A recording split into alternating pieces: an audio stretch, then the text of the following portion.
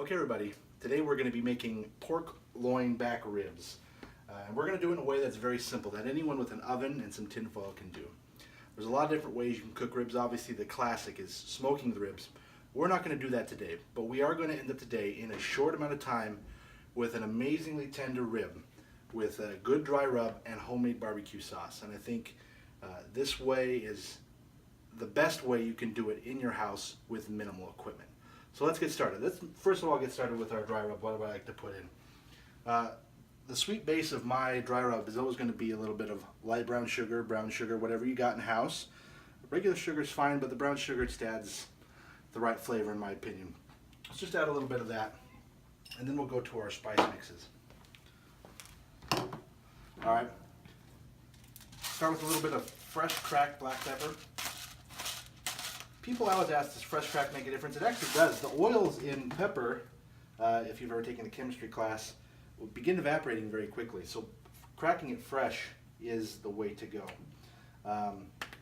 We're doing everything here in about tablespoon portions, but I don't really use the tablespoons that often. I just kind of guess. I know my spices. My spice rub, I've made this a lot of times. Obviously you can see my salt has gotten dry. I do about 2 tablespoons of seasoned salt, about a tablespoon of onion powder, about a tablespoon of garlic powder. Garlic's always, you can't go wrong with garlic. You need chili powder. Any chili powder will do. I prefer the hot Mexican chili powder. It has kind of a more toasty flavor. About a tablespoon of that. Smoked paprika. We're not going to be smoking our ribs today, but this does add a little bit of the smoking flavor. As a side with this dish, you could use liquid smoke as part of your preparation. I don't usually. I like it the way it is. A little cayenne, about half a tablespoon of that.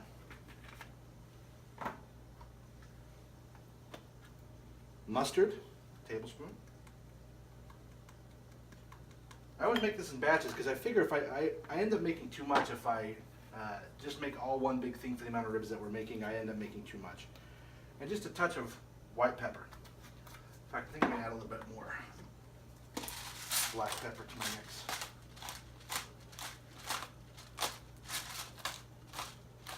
And a little bit more seasoned salt. I like the seasoned salt rope. It's delicious. If I can get it to come out here.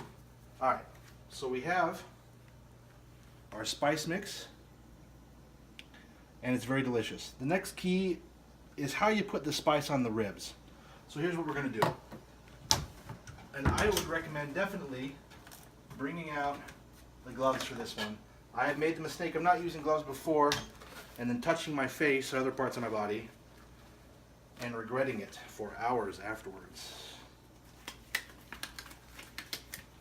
Safety first, glove up. If you have giant hands like mine, that's harder than it looks.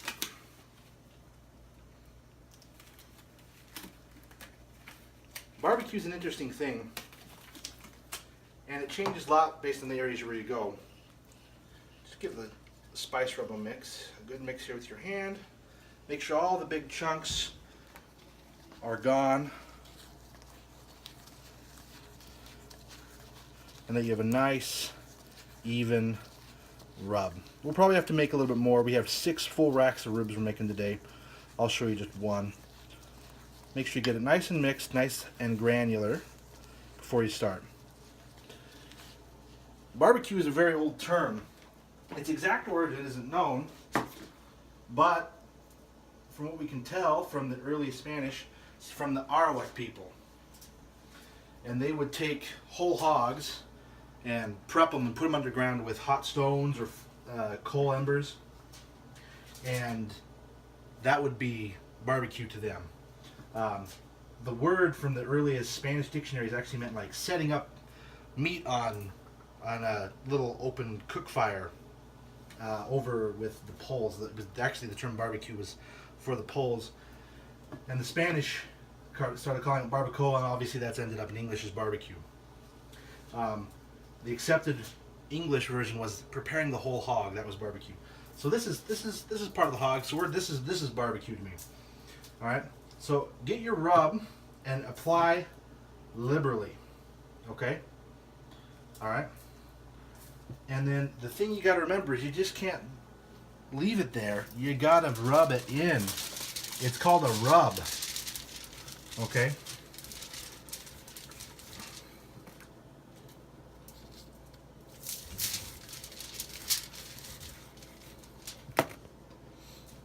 I don't know if the Arawak people were putting this on it, but this sure ends up tasting good.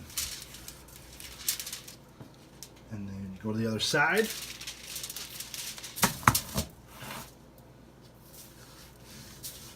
And do the same thing. Apply liberal, rub it in. Apply liberal and rub it in. Apply liberal and rub it in.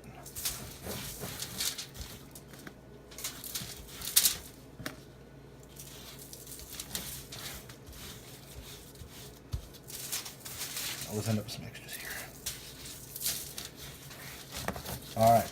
Once you have your rib nice and covered, we're going to go to the next step in the process. Okay?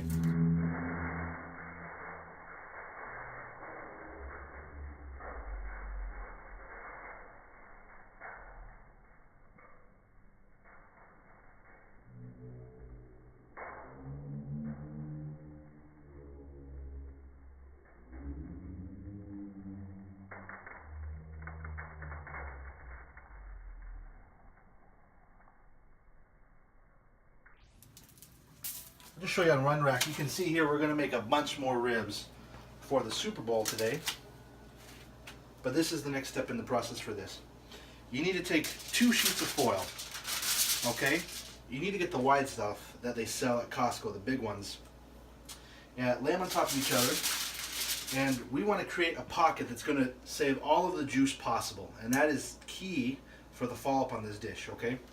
So you take it, take your 2 sides. Just like if you're doing like a tinfoil dinner or when you're camping. Okay? Fold it together. And then fold it down on itself. And then fold it down on itself a couple times like that.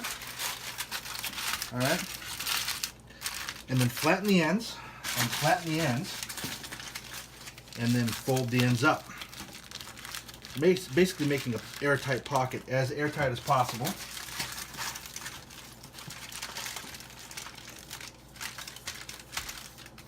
So not only are they going to be baking, they're going to steam themselves. Okay? And then put them on the rack, and then we're going to put them in the oven, 250 for 2.5 hours. And then we're going to go from there. We'll see you after the break.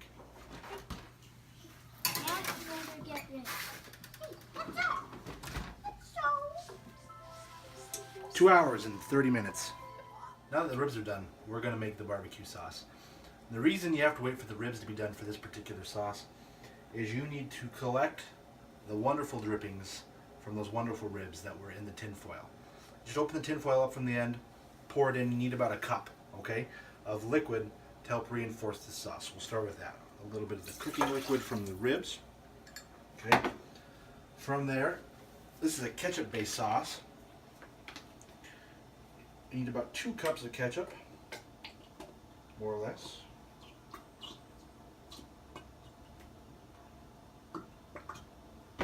Satisfying noises. 2 cups of ketchup.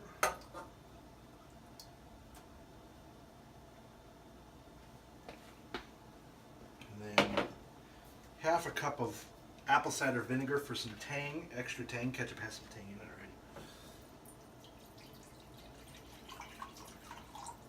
This one I do actually like to measure because if you mess this up, a little too much of this, that, you can really make this too sweet or too sour.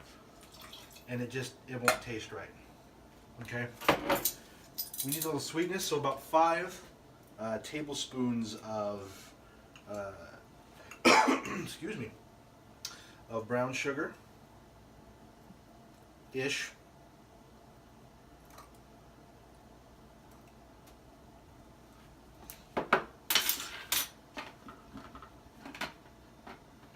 And then just a few other accoutrements. So we need a little bit of fresh cracked black pepper.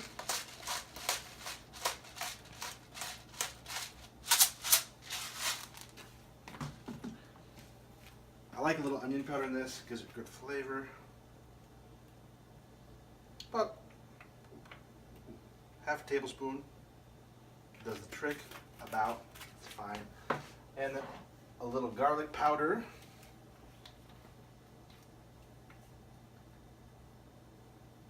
Just a touch. And then a little bit of salt. Just a little bit. We're going to add a little Worcestershire sauce, which has some salt in it. Or Chestershire, I can never say that word right. Okay, about a tablespoon of Worcestershire sauce, however you say it.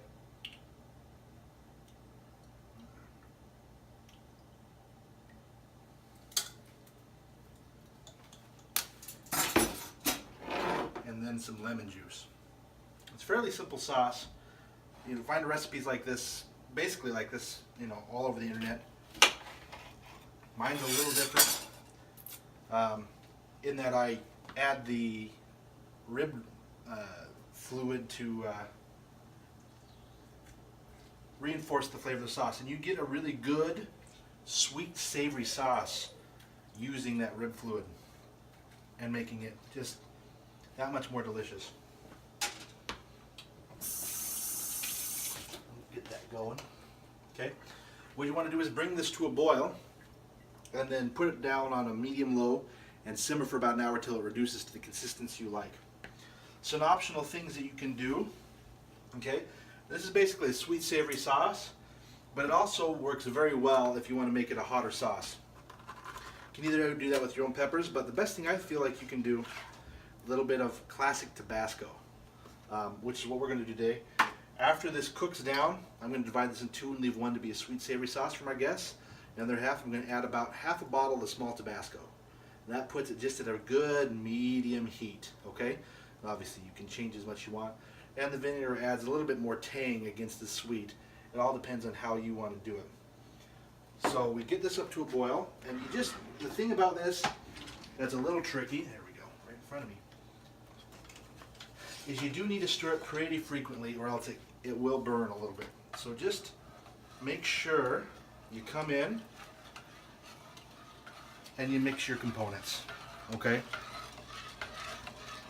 Every few minutes just come, check it, mix, check it, and mix. Takes about an hour to reduce down, slow simmer, and then you will have a delicious barbecue sauce ready to go for your ribs, for the big game, or for whatever you're doing. We'll check back when that's done. So the ribs are done, and before we could even do a taste test, the people at the party ate 3 whole racks. So this is rack number 4 we're starting in. So let's cut off the rib and have a taste. Oh yeah. Falls off the bone. It's a little dark in here.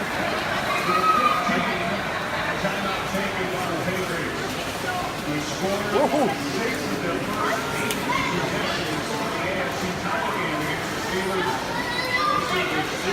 Look at that beauty.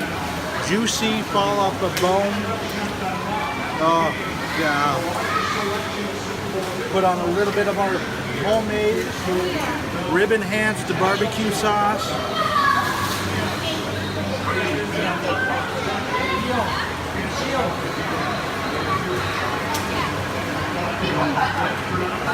My God.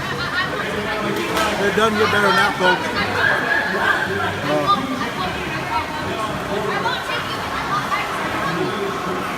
Oh my God.